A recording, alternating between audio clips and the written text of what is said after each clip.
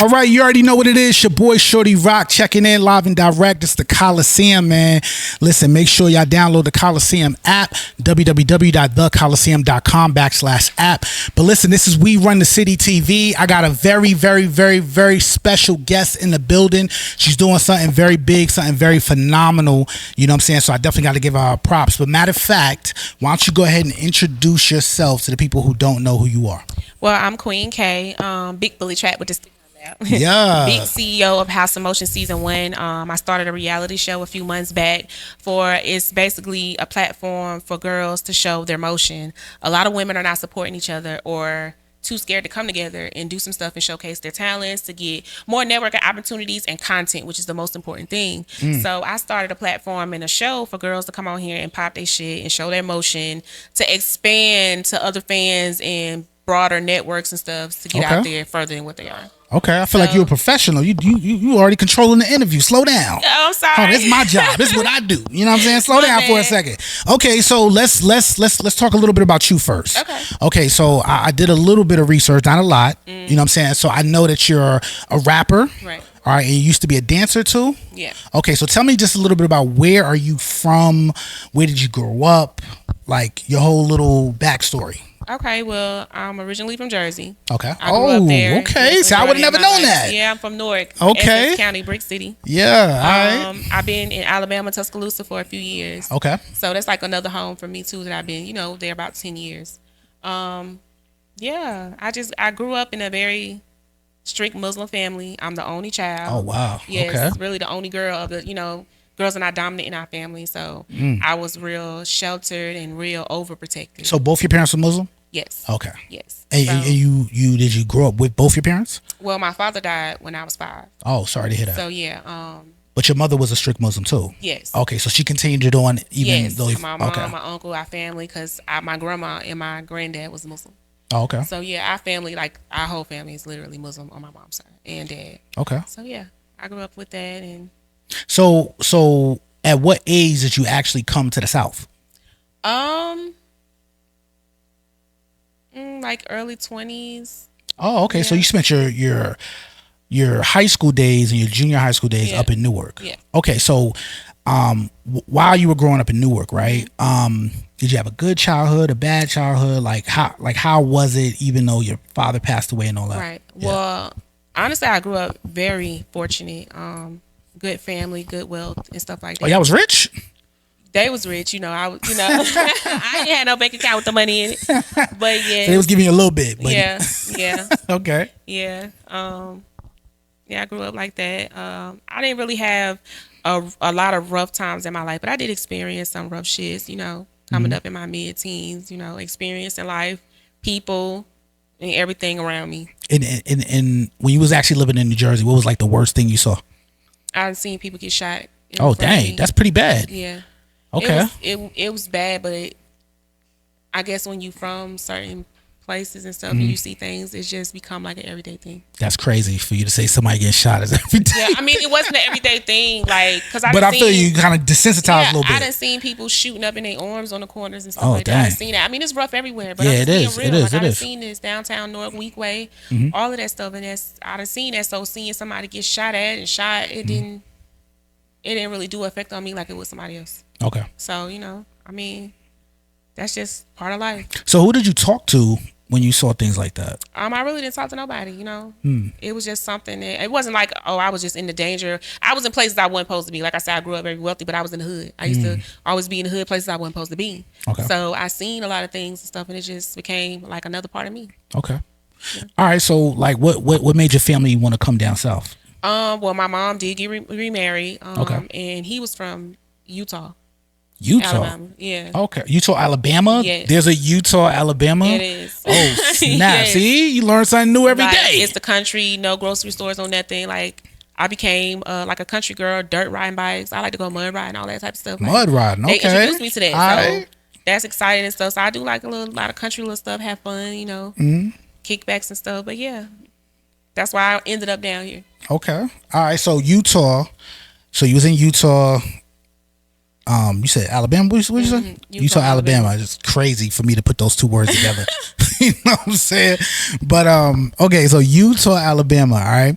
So when you was growing up there, did you feel like your life got a little better, or did it get a little worse, or did it kind of just stay the same? It got better because I was in a lot of trouble.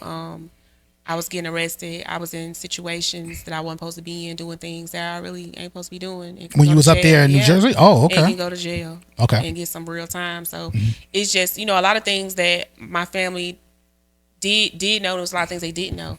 So they didn't really know I was out with the Jack Boys doing shit like this and involved in, like, practically drive-bys and dating dope guys and stuff like that. I really kept that shit to myself. Like, now, around what age were you doing that though? like 16, 17. So the first time you dated like a dope boy was 17? 17. Oh, okay. Yeah. So what was that experience like? It was good, but it was always so rough because I always ended up in abusive relationships. Oh, like, okay. I done got water hose down. Like, A water hose? Yeah, tied to a chair and water. The hell? Pressure. He was on some medieval torture stuff. It was a lot of things I hadn't experienced. Dang. Yeah. And you survived though. Yeah. And then my other baby daddy stabbed me up. Good In the midst of a Lord. fight. Yeah, I done fought girls that stabbed me. Like, I done been through some real shit. Yeah, I see. Yeah. Good Lord. See, that's why I needed to do the backstory. Can't just jump into all the Yeah, I mean, what I you look doing like right now. I look like I ain't been through nothing, but I have. I just wear that shit well, I guess. Yeah, you do. Yeah. You know what I'm saying? You got your skin glowing. You know what I'm saying? You don't look like you've been stabbed 5 times. You know what I'm saying? Some of the scars, but You've been battle tested. Good Lord. Yeah. Sheesh. All right. So, I hate to dwell on this part, That's fine. but I like to give everybody just a real understanding of who you are. You know what I'm saying? Because you are, in my opinion, turning into like a butterfly. And sometimes people see you in your glory, but they don't know your story. Right. You know what I'm saying? So it's good to give people a context, because there's a lot of other people who went through a lot of the things you've been through. Right. You know what I'm saying? Very much. So when they see you elevating to the level that you at, you know what I'm saying? It gives them hope. Right. You know what I'm saying? So just as far as your childhood goes and just growing up, did you have a good relationship with your stepfather? Like, how was that relationship? Well, he was like, how can I say? I don't want to say training to be a preacher. Oh, okay. Or whatever the term is. He was studying and going through that. Like a minister? Yes, a minister. Oh, okay. And he was a Mason. Okay. So he was a Muslim too? No, but he did practice Islam, religion, just, the nation and stuff like that. It's not. Hold on, just what? Muslim. What you mean? Yeah, like Jewish and Arabic and stuff. My family did all that. We was involved in a lot of that stuff. What? Yeah. Okay. Yeah. So he was good. He was a good stepdad. It was like when I got grown and he wasn't around much, because him and my mom split or whatever. So we had a good relationship, but it's not something I really remember or care to really remember because it didn't really affect me. Okay. So around what age did they split? When I was like 17. 17? Yeah. Oh, okay. So 17, you was like, 18. okay, so right when you was getting into that world, you know what I'm saying? Right. Okay. All right. So as far as your mother goes, like, how's your relationship with you and your mom? That's my dog. Oh, okay. That's my twin. That's my baby. Like, that's my heart. Like, she like one of my kids. Okay. Yeah. All right. So. Yeah. So like, did she know that you was dating a dope boy? My mama knew some things, but she didn't. But my mom's very supportive, even though we're Muslim. Like, because if a lot of people know Muslims, like, they don't really, a lot of the real strict ones don't really condone, and they always preaching. And then, like, my uncle, he's one of them. You shouldn't be doing that, and this and that. You need to follow this path, and da-da-da. And then it's my mom who's just, be you, enjoy life. You know what I'm saying? Whatever you do, I got your back. Like, That's what's whatever up. you want to do. And that's how she been with me all my life, and she like that right now. Dang, that's how moms are supposed to be. Yeah. Dang, Yeah. Ma, I need you to be like that, mother. Good Lord. Right. No, that's a beautiful thing, though. Yes. I feel like that kind of helps you understand that you can be greater than what other people think you could be. Because when your mother tells you something like that, Yeah. you like, man, forget everybody else. Right. I seen my mama conquer a lot of things in her life that made her like a woman would have probably killed herself behind, or wouldn't have made it, or would have snapped or broke. And she's so strong. Yeah. Like, she's so strong, and I just want to be just like her. That's what's up, man. That's a beautiful thing. Okay, so what started first? Like, were you were you dancing first or rapping first or a little bit of both? Well, I started writing rhymes and stuff in school in math class. I remember, I think I was in the 10th grade. Okay. I was having doing fractions, and I'm sitting here writing raps. Okay. So I just was dabbling with it. But, you know, back then the fellas was like, oh, you don't want to be no rapper for real. But I also was still in school running sports, track, and then getting out of school in the street. It was like I had a job, one job to the next. That was like my job, the streets in my school. So I really, when I got out of school and graduated, I just started dancing because, you know, I was just chasing whatever I was chasing at that time. Just money, just not understanding life, still trying to figure my shit out, fucking up for real. So like, okay, so I always kind of wonder this.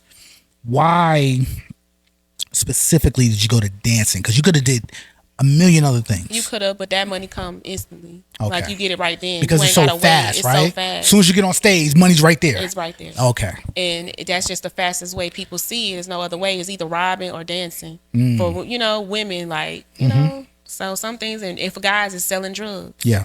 Or, you know, pushing this and that. That's just what it is. It's the fast money is right there, and you get it how you want it. And it's the thrill of doing some shit you ain't supposed to be doing. Right. Facts. It's fun. That's what they say. So like, because I used to work at a strip club. All right. So I'm not gonna lie, when I worked there, it kind of opened up my eyes. Like I've been to strip clubs, Right. you know, not a whole bunch, but just every now and then. But it wasn't until I actually worked at a strip club that I was like, oh wow, Right. like everything is in here. Like Right. the good, the bad, the ugly Right. is up in this club. It's like a lot of girls resort to dancing too that had grew up with issues like daddy issues or being molested and touched, and I was a product of that environment. So things that people did to me just resulted in this is all you good for, and it was just the fact that I was already something people just, you know, guys fantasize over women, and they wanted to give me money, so I ran for it. Like shit, I'm gonna get this, you know. Okay. All right. So this whole time, were you Queen K?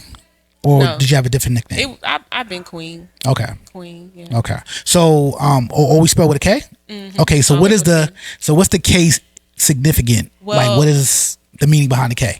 Queen with a K actually was part of the language, like the, not English, but it was whatever happened when man made a dictionary and changed things around.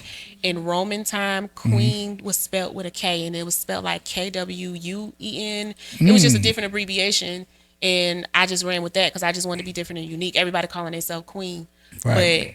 but do you really know how it was spelled and where it came from and stuff like that? So I like that's that. why I came up with it, and I spelled it with a K. Okay. And also, I just feel like, you know, I'm a queen, but I'm as powerful as a king in my own sense. I like that. Yeah. That's what's up. Yeah. All right, you definitely doing big business. All right. So now we're here. Okay. I know I had to walk through that little journey and ran through it a little bit. Okay, so tell me about this show. What, like, how did you even come up with this? Like, when did this pop up in your head? What inspired this as well? Well, I had already been on some other reality shows a year before now, in 2023. And I was telling my partner Gmo, which is also my manager and the other CEO of the show, we need to start our own. And we've been talking about this. So it came about where Booney, one of my castmates, actually put me in a group chat with a girl whose show I was already supposed to be on a while ago. So it came down to the show never happened. So I was helping them put the show together, and I had already invested in my time and money, and then she backed out. So I was like, it's just time to run with it. This was like my sign, like my blessing, like do it. Yeah. So I kind of just manifested it. So, and it was so crazy because I really spoke like, this is what I want to do, like probably 3-4 weeks before the end. Yeah. Like, okay, this is something that I need to accomplish eventually. And eventually it was like overnight.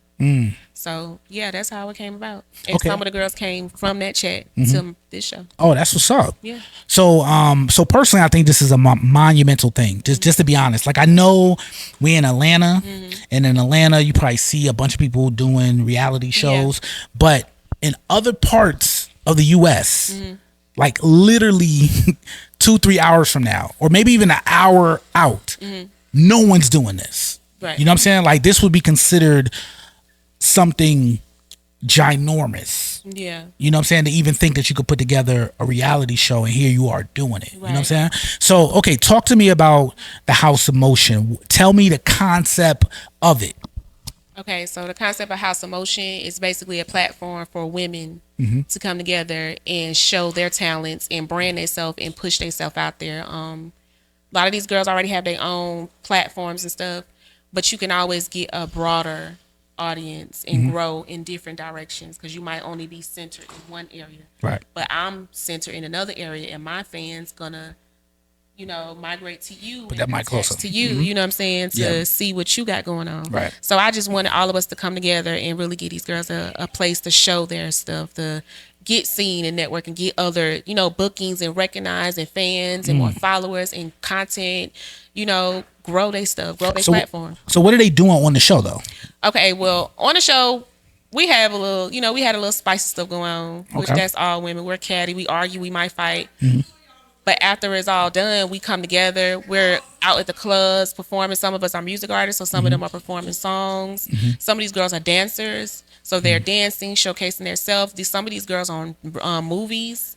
So we're all networking in different ways. We also got an interview coming up with 106 in Park. So look how just the little things we're doing is, you even seen me. You know what I'm I saying? did. I saw the motion. Exactly. So that just made me feel like I'm doing something right. Like, this ain't even just about me. This about us. Right.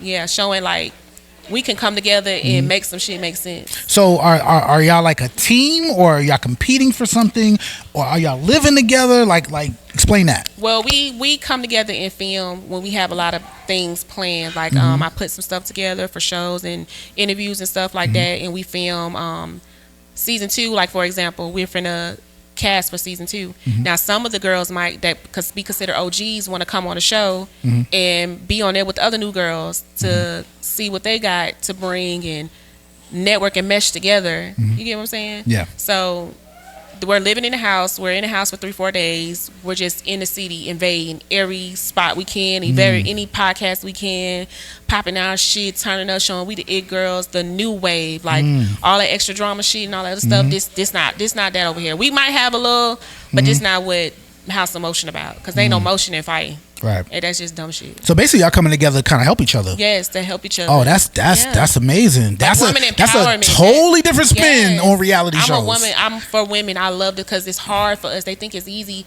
because we look good, but we have to go out and pop our ass to get your attention, or sleep with you to get something out of you, or do something extra that we really don't want to do. So instead of that, how about we just come together and pop our shit together and not have to worry about nobody wanting to sleep with you, or if you don't do this, you know what I'm saying? Like, we really we got to struggle, and we trying to come up. So yeah. Okay, so tell me, like, what has been the challenges of putting this show together?